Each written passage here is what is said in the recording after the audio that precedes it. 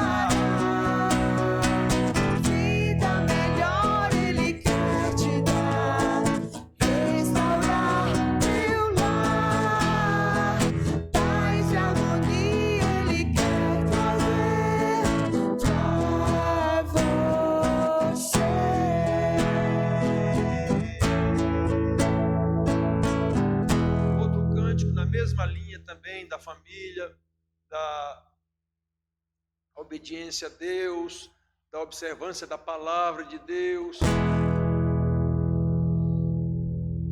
Bem-aventurado aquele que teme ao Senhor e confia perpetuamente em seu poder,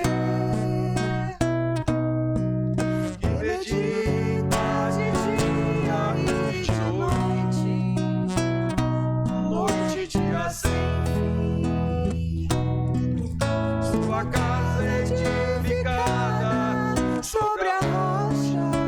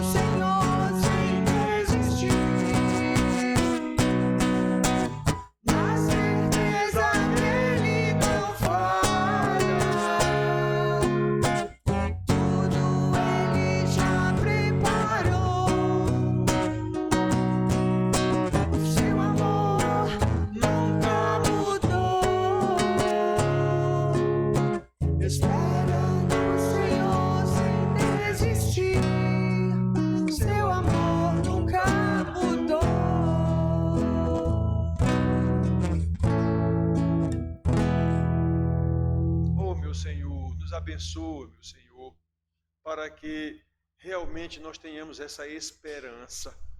Mesmo neste mundo inteiro que jaz no maligno, nas mais densas trevas, mas o Senhor nos deixou exatamente como luzeiros, a refletir a luz de Cristo, a luz do mundo. Eu sou a luz do mundo. Quem vier após mim não andará em trevas. Pois é, meu Senhor, o mundo jaz nas trevas que o Senhor mesmo colocou, mas o Senhor, pela sua graça, deixou luzeiros, pequenos luzeiros, pequenas velas acesas. Nos abençoa, meu Pai, para que essa nossa luz não esmoreça, mesmo em tão densas trevas, que a gente esteja a clarear, onde quer que passemos. Nos ajuda, Senhor, é o Teu nome que está em questão, é a glória do Teu nome, é o louvor da glória do Teu nome. Nos ajuda, por isso nós oramos em nome de Jesus, o Senhor da glória. Amém. Amém. Bom, irmãos, só nós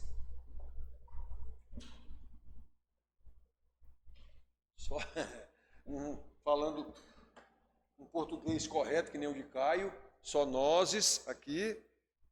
Alguns estão viajando, outros têm seus motivos aí. E eu tenho chamado a atenção dos irmãos, tem aparecido motivo demais da conta. Deus sabe de todas as coisas. Então, nós vamos abrir nossas Bíblias para ouvir. Vamos abrir nossas Bíblias no livro de Eclesiastes, o pregador, livro de Salomão, Eclesiastes, o pregador.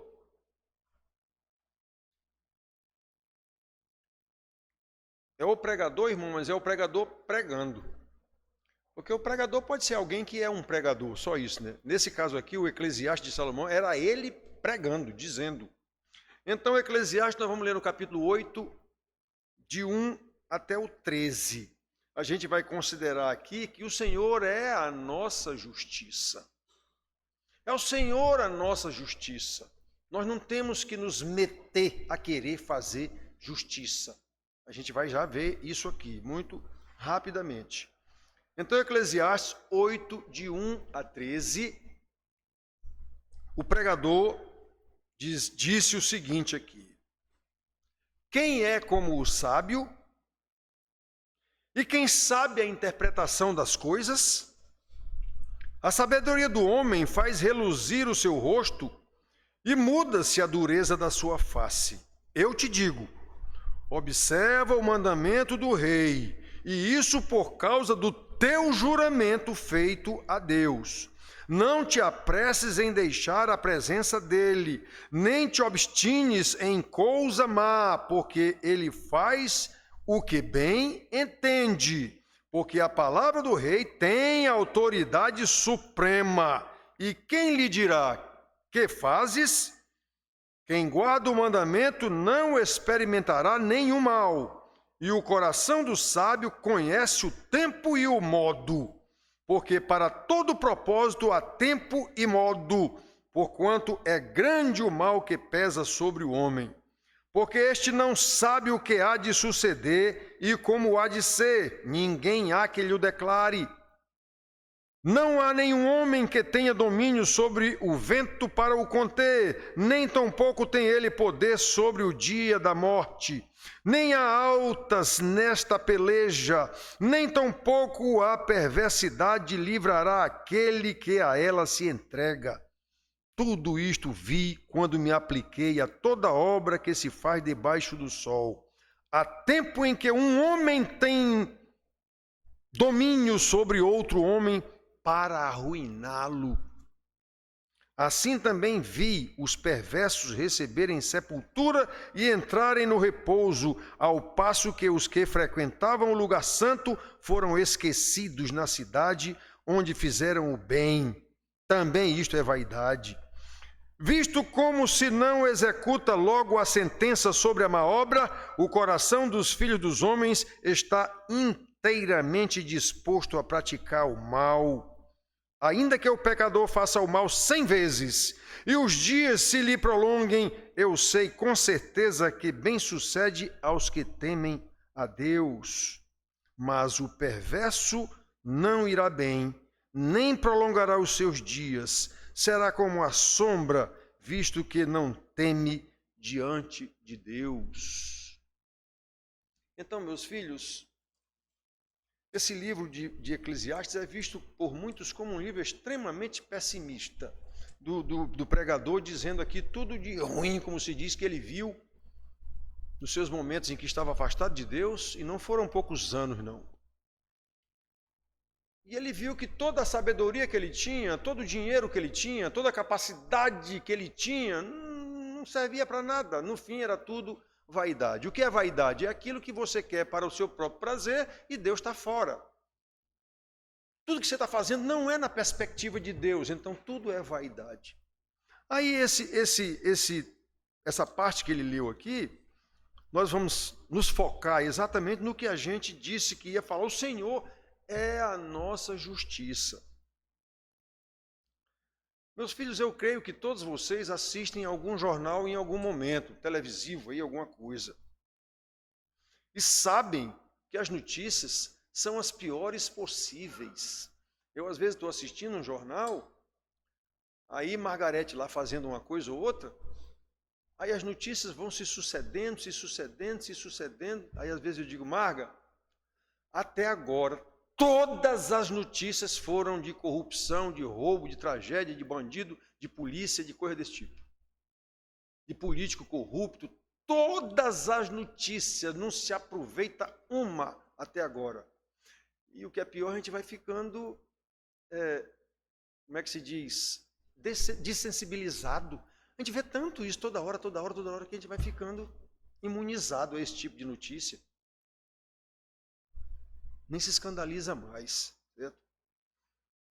Então, meus filhos, vocês devem ver alguns jornais, e vocês devem ver que há edições que todas as notícias são corrupção, crimes, roubos, acidentes automobilísticos, quase sempre porque o sujeito descumpriu a lei, ultrapassou em local impróprio, estava com velocidade acima da média, estava na contramão, coisa desse tipo.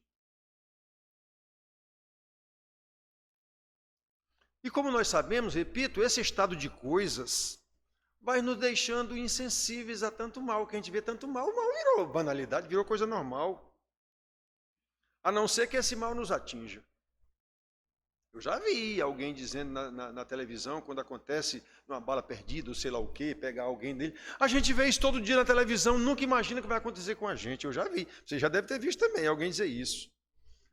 Eu sempre vi isso, eu nunca imaginei que fosse acontecer. Pois é. Então você está não tem mais sensibilidade nenhuma a tanto mal que você vê. Só que quando esse mal lhe atinge, aí você vê. Aí você realmente vê. O mal lhe atingiu. Especialmente quando aconteceu alguma injustiça naquele mal que lhe atingiu. A questão é, injustiça feita por quem? Nesse caso, quem vai punir o injusto? Injustiça contra quem? Nesse caso, quem é que vai reparar o dano sofrido pelo injustiçado? As autoridades instituídas por Deus.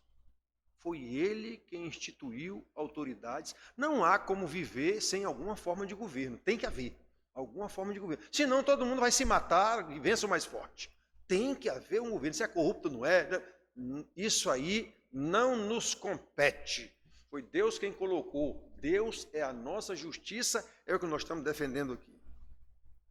Então, meus filhos, nos últimos dias, semana agora que passou, nós assistimos ao julgamento do nosso ex-presidente da República e vimos o quanto nós precisamos da graça de Deus, da direção de Deus, da sua sabedoria para aceitar os seus desígnios, especialmente em situações que nós consideramos injustas, mas que contêm decisões das autoridades colocadas por Deus. Versículo de 1 a 5 que nós lemos aqui. Quem é como o sábio? Esse mesmo homem diz aqui, lá no capítulo 1, versículo 9, que o princípio da sabedoria é exatamente o temor a Deus. Então esse sábio é aquele que teme a Deus. Quem é como o sábio? Quem sabe a interpretação das coisas? A sabedoria do homem faz reluzir o seu rosto e muda-se a dureza da sua face. Eu te digo, observa o mandamento do rei. E isso por causa do teu juramento feito a Deus. Quem colocou o rei foi Deus. Eu sou servo de Deus. Eu temo a Deus. Não te apresses em deixar a presença do rei. Nem te obstines em coisa má, porque ele faz o que bem entende. Ele não é o rei, ele não foi colocado aí como rei. Porque a palavra do rei tem autoridade suprema. E quem lhe dirá, que fazes? Quem guarda o mandamento não experimenta nem o mal. E o coração do sábio conhece o tempo e o modo. O homem está falando aqui, quem é o sábio? Esse sábio vai obedecer o rei. Esse sábio não vai se insurgir contra o rei, até por dever de consciência, como Paulo ensina também, até pelo seu juramento a Deus. Foi Deus quem colocou o rei. Quantos reis de Israel eram justos? Justos, no modo de dizer, eram tementes a Deus. Dos 40, aproximadamente 40 reis, 8. Só 8. E entre esses 8 estava Davi e estava Salomão, que fizeram as belezas que fizeram também. Então, irmãos, a gente tem que ver, olha aqui, nós lemos aqui. Vamos ler mais 5 versículos aqui. Romanos 13, para a gente saber aqui. É rapidinho, todo mundo conhece, mas é preciso a gente ler aqui. Romanos 13, de 1 a 5, só de 1 a 5 mesmo. O homem está dizendo aqui a mesma coisa, com outras palavras. Todo homem esteja sujeito às autoridades superiores, porque não há autoridade que não proceda de Deus. E as autoridades que existem foram por ele instituídas, de modo que aquele que se opõe à autoridade resiste à ordenação de Deus. E os que resistem trarão sobre si mesmos condenação, porque os magistrados não são para temor quando se faz o bem, e sim quando se faz o mal. Queres tu não temer a autoridade? Faz o bem, e terás louvor dela, visto que a autoridade é ministro de Deus para o teu bem. Entretanto, se fizeres o mal, porque não é sem motivo, teme. Se fizeres o mal, teme, porque não é sem motivo que a autoridade traz a espada e é ministro de Deus, vingador para castigar o que pratica o mal. Aí é necessário que lhe estejais sujeitos, não somente por causa do temor da punição da autoridade, mas também por dever de consciência. Você não sabe que foi Deus que botou a autoridade? Você não diz que é servo de Deus? Então obedeça à autoridade. Só há um caso em que nós podemos e temos que desobedecer à autoridade, se ele estiver querendo mandar e fazer a gente desobedecer a Deus. Aí a gente pode dizer que nem Pedro disse lá para o Sinédrio, olha, importa obedecer os homens ou a Deus? Espera aí. Eu já disse para vocês, a autoridade agora pode casar homem com homem, mulher com mulher, daqui a pouco vai poder casar um homem com 3 homens, um homem com a própria filha, dentro de muito pouco tempo essa lei vai passar. Já está feito fogo de monturo no Congresso há muito tempo. Não é um contrato civil? Então, se é um contrato civil, eu me associo com quem eu quiser. Eu caso com a minha filha, com a minha neta, com o meu genro, com quem eu quiser. Não é um contrato civil? Isso vai passar. Não se espantem não, isso vai passar. Muito bem, então, meus filhos, mas espera aí. O meu Deus, a minha Bíblia diz que não é assim. Então, isso eu não vou obedecer. O senhor vai preso, prenda. Vou fazer o quê? Eu tenho que obedecer ao meu Deus. Então, meus filhos, mas no resto não. A autoridade foi colocada ali por Deus. E nós, já vimos aqui, até por dever de consciência, e por dever, como o homem diz aqui,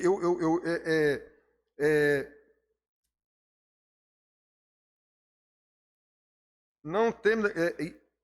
isso pelo teu juramento feito a Deus. Então, irmão, nós temos que prestar muita atenção. Nós não sabemos disso. Não está escrito, eu li aqui, tanto Eclesiástico como Romanos, com todas as letras. Não adianta alguém dizer que não, isso aí a interpretação não é essa. A interpretação é essa sim. Não adianta alguém vir querer dizer. Nós não lemos disso. Não está na Bíblia. Agora a questão é, nós cremos nisso mesmo. Nós dizemos que sim. Nós dizemos que somos crentes e dizemos que sim. A palavra de Deus, como está escrito desde a Reforma Protestante, é a nossa única regra de fé e prática. Mentira. Mentira. Hipocrisia braba. Que a Bíblia é minha única regra de fé e prática? Coisa nenhuma. Para começo de conversa, eu conheço a regra? Não. Então como é que eu vou pôr em prática uma regra que eu não conheço? Quem é que quer estudar a Bíblia? Quem é que vem para discipulado na igreja? A nossa confissão de fé, a famosa confissão de fé de Westminster, lá no capítulo 23, parágrafo 1, diz o seguinte, o homem está dizendo que está aqui. Deus, o Senhor Supremo e Rei de todo o mundo, para a sua glória e para o seu bem público, constituiu sobre o povo magistrados civis, que lhes são sujeitos, e a este fim os armou com o poder da espada para a defesa e incentivo dos bons e castigo dos malfeitores. Essa espada, irmão, é sinônimo de pena capital, pena de morte, se for necessário. Hoje, naquele tempo, era espada. Hoje é uma pistola no quarto do guarda policial aí. O que é aquela pistola ali? Para que é que ele tem aquilo ali? Para matar alguém, se for necessário, no cumprimento da lei. Aquilo ali é pena de morte. Para que ele tem um revólver? É porque, se for necessário, ele vai disparar num bandido ou num infrator da lei, se for necessário. É pena de morte. E o homem está dizendo aqui, foi Deus que colocou isso. Lá no tempo da confissão de fé era a espada, a arma. Hoje não, é uma pistola, ponto 7, sei lá quanto, ponto não sei o quê. Então, irmãos, nós não confessamos isso. Não está na nossa confissão de fé, que é com base na Bíblia, como nós já acabamos de ler. Ele está dizendo aqui que os magistrados civis são sujeitos a Deus. Quem disse? E se o magistrado julgar errado? E se for a própria autoridade que estiver cometendo a injustiça? Como o pregador deixa claro no versículo 9 que a gente leu aqui. Há tempo em que o homem tem domínio sobre outro homem para arruiná-lo.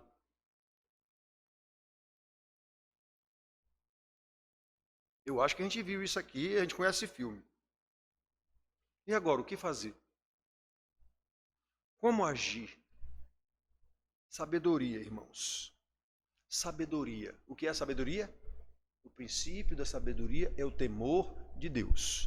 Então nós precisamos temer a Deus. Lembrando que aqueles que foram investidos de autoridade são pecadores e cometem pecados como nós, os bonitões ditos crentes. E é por isso mesmo que nós tendemos a agir como eles, cometendo os mesmos pecados. Versículo 11. Onde os bens se multiplicam, também se multiplicam os que deles... Cadê? Não é aqui não, o versículo 11. Visto como se não executa logo a sentença sobre a má obra, o coração dos filhos dos homens está inteiramente disposto a praticar o mal.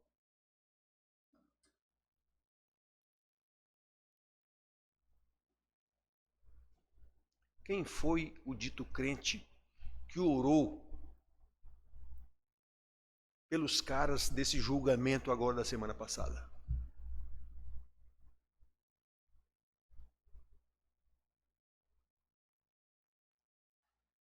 Especialmente se esse crente for da ideologia bolsonarista. Esse é o quadro social, irmãos, que nós vivemos. Se os governantes roubam, por que eu vou continuar pagando imposto nas alturas? Nós lemos aqui, o mal se multiplica, então o Filho do Homem se dispõe a fazer o mal também. Se os legisladores são corruptos, por que eu vou cumprir a lei?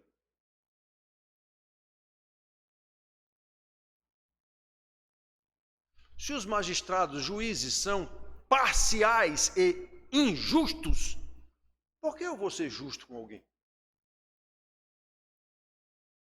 Então, diante desse quadro, sem o temor de Deus, que é o princípio da sabedoria,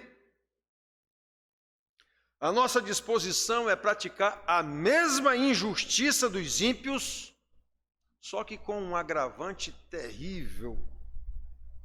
No nosso caso, nós estaremos deliberadamente desobedecendo a Deus. Desde que começou essa polarização aqui do eles contra nós e nós contra eles, bolsonarismo, lulismo, que eu chamo a atenção aqui na igreja. O que é que a Bíblia diz sobre isso?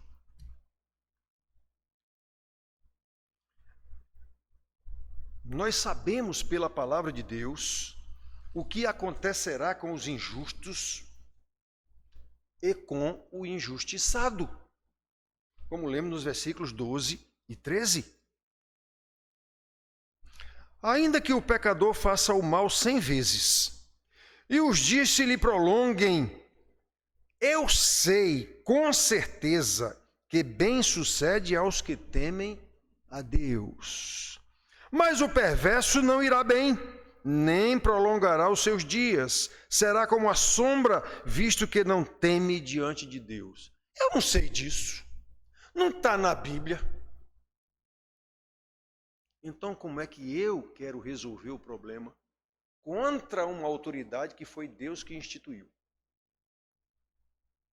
Já preguei aqui, falando para vocês sobre esse texto aqui de Romanos, o tal do dedinho, bota, tem uns que mandam, faça calo no dedo, como é que se diz, multiplicando mensagens de ódio contra aqueles que não são do seu lado. Não interessa qual é o seu lado aqui.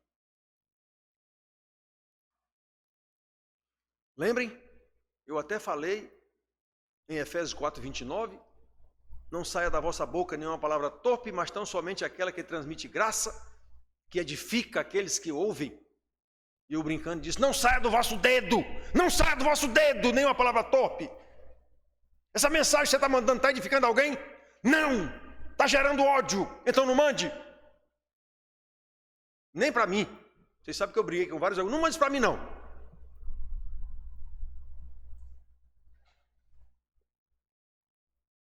Então, meus filhos, nós sabemos o que é que acontecerá. Nós sabemos dessas coisas e devemos temer a Deus. Eu sei o que é que vai acontecer com o injusto. Eu sei o que é que vai acontecer com o injustiçado. Está aqui. E eu sei quem é o Senhor da justiça. Observem bem. O bem sucede aos que temem a Deus. E o que é que Deus manda àqueles que o temem? Orar pelas autoridades que ele mesmo instituiu. 1 Timóteo 1:2 está escrito assim. Antes de tudo, pois, exorto que se use a prática de súplicas, orações, intercessões, ações de graça em favor de todos os homens, em favor dos reis, que o homem fala aqui no Eclesiastes, é autoridade, presidente no nosso caso, em favor dos reis e de todos os que se acham investidos de autoridade. Para quê? Para que vivamos vida tranquila e mansa, com toda piedade e respeito. Aqui Paulo, lá em Romanos, ele diz a quem honra, honra, a quem respeita, respeito. Nós não sabemos disso. Então, por que queremos agir exatamente como as autoridades injustas, contrariando os mandamentos de Deus? A nossa arma é a oração, o vingador é Deus. Orar, fazer o que eu tenho que fazer como cidadão, esperando pela justa providência de Deus, a seu tempo, substituindo Ele mesmo as autoridades injustas, seja pelo voto consciente da população cansada de sofrer, seja por nomeações presidenciais a magistrados, que é o presidente que nomeia. Mas Deus é quem move o coração do presidente se Ele quiser. Está escrito lá em Provérbios 21:1. Como ribeiros de água é o coração do rei nas mãos do Senhor. O Senhor, segundo o seu querer, o inclina. Todo mundo sabe o que é um ribeiro de água, um riachinho, um rio. Vai para cá, dá a volta para cá. É Deus que o leva. Pois é, a Bíblia diz que o coração do rei é assim também. Mas pastor, Deus vai fazer isso? Vai. Ele fez com Nabucodonosor, com Dario, com Ciro.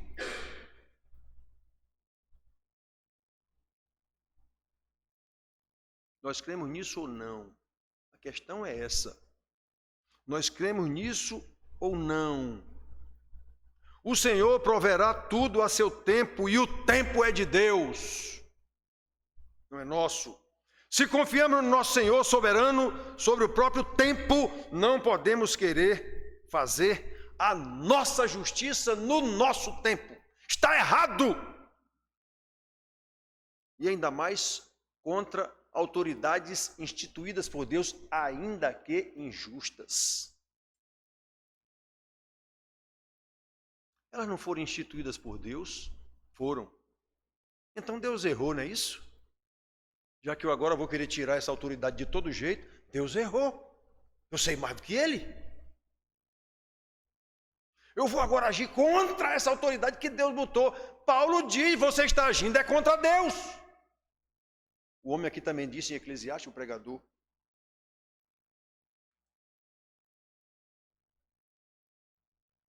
Está escrito aqui, há tempo e modo para todo propósito.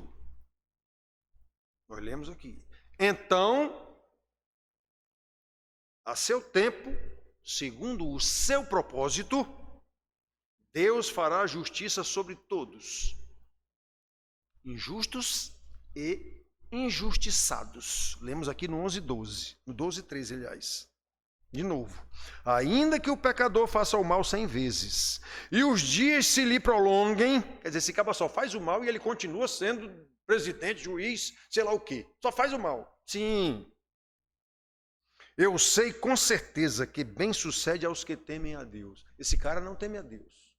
E eu sei com certeza que o bem sucede aos que temem a Deus. Aí o que é que vai acontecer com ele? Mas o perverso não irá bem, nem prolongará os seus dias. Será como a sombra, visto que não teme diante de Deus. Irmãos, eu sempre pergunto para vocês aqui, quando estou explicando a Bíblia, nos estudos e tudo, a gente crê nisso ou não? Pela nossa prática, não. Embora a gente continue afirmando a máxima lá da Reforma Protestante, a palavra de Deus é a nossa única regra de fé e prática.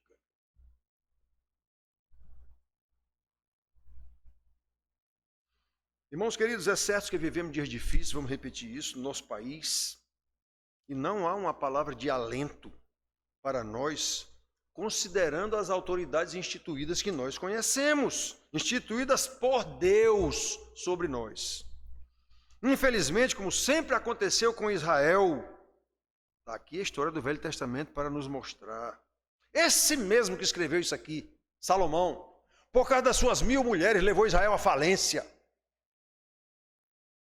Com os impostos exorbitantes que ele cobrava para poder manter a sua farra com essas mulheres. Levou Israel à falência e Deus disse, por tua causa eu vou dividir o reino e vou destruir. Não faço agora por amor a meu servo Davi, mas no teu filho eu farei. Foi só Roboão assumir, Deus dividiu o reino e acabou com as 10 tribos do norte. Culpado? Salomão. Pastor nenhum diz isso, que Salomão é uma espécie de santo. para a igreja. Está escrito isso aqui. Então, meus filhos, os líderes se corromperam de Israel, vocês sabem disso no Velho Testamento. Os profetas, todos eles, 400 anos chamando Israel a atenção por causa da corrupção dos reis, dos juízes, dos sacerdotes. 400 anos chamando a atenção para isso, denunciando isso.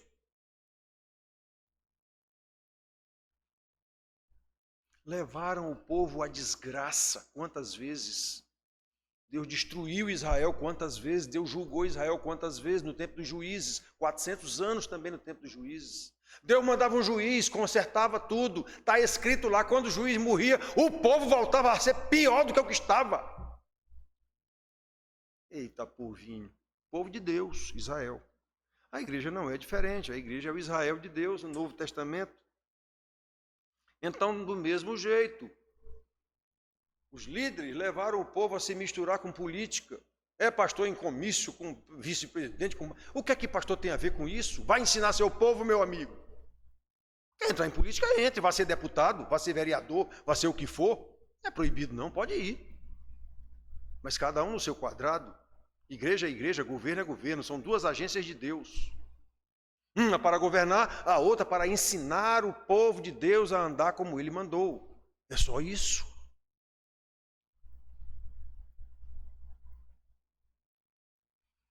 Então, os líderes levaram o povo de Deus a se misturar com o mundo.